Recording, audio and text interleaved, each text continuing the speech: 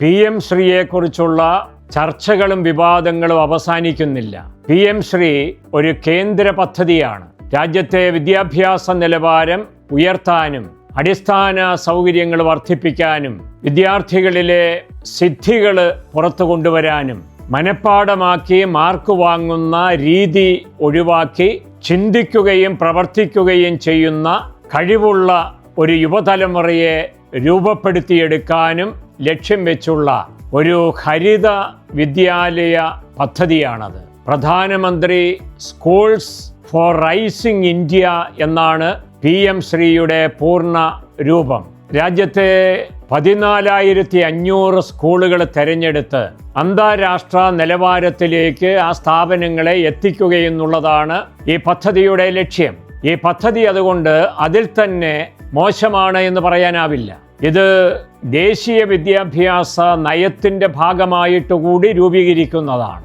ഈ പദ്ധതിയിൽ എല്ലാ സംസ്ഥാനങ്ങളും പങ്കുചേരണമെന്ന് പ്രധാനമന്ത്രി ആവശ്യപ്പെട്ടു. ഇതിനോട് മുഖം തിരിച്ചു നിന്നാൽ വിദ്യാഭ്യാസത്തിന് കേന്ദ്രം അനുവദിക്കുന്ന ഫണ്ടുകൾ ലഭിക്കാതെ വരും. BJP ഇതര സംസ്ഥാനങ്ങളാണ് പദ്ധതിയോട് സഹകരിക്കാൻ മടിക്കുന്നത്. എങ്കിലും കേരളത്തിൻ്റെ മുൻ സർക്കാർ ഈ പദ്ധതിയിൽ ഒപ്പിടുകയുണ്ടായി.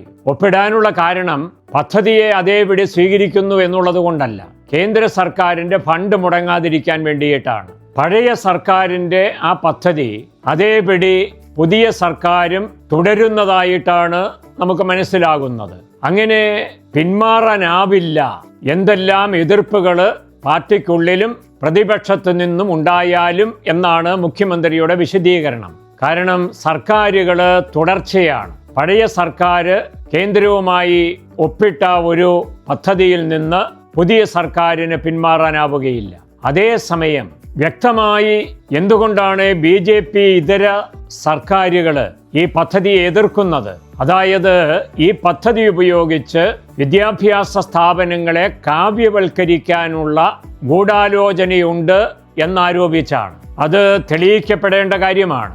എങ്കിലും പൊതുവെ പറയപ്പെടുന്ന കാര്യം, ഒരു തലമുറയെ സ്വാധീനിക്കണമെങ്കിൽ കരിക്കുലത്തിൽ ഇടപെടണം എന്നാണ്. അതുപോലെ തന്നെ രാജ്യത്തിൻ്റെ സാംസ്കാരിക കേന്ദ്രങ്ങളിൽ സ്വാധീനം ചെലുത്തണം. അങ്ങനെയാണ് ഒരു തലമുറയെ തങ്ങൾ ചിന്തിക്കുന്നത് പോലെ ചിന്തിക്കുകയും പ്രവർത്തിക്കുകയും ചെയ്യുന്നവരാക്കി മാറ്റാൻ കഴിയുക.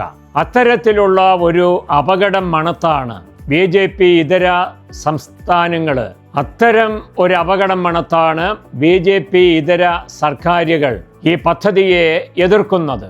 കോൺഗ്രസിൻ്റെ നിലപാട് ഈ പദ്ധതിയിൽ പങ്കുചേരാം, പക്ഷേ കരിക്കുലം അതേപടി നടപ്പിലാക്കാൻ സമ്മതിക്കില്ല എന്നാണ്. കരിക്കുലം കേരളത്തിൻ്റെ സാംസ്കാരിക പശ്ചാത്തലത്തോട് ചേർന്ന് പോകണം, കേരളത്തിൻ്റെ മൂല്യവ്യവസ്ഥയോട് യോജിച്ചു പോകണം, ഇവിടുത്തെ മതങ്ങളുടെ ആചാരാനുഷ്ഠാനങ്ങൾക്കെതിരാകാൻ പാടുള്ള രീതിയിലാകരുത്.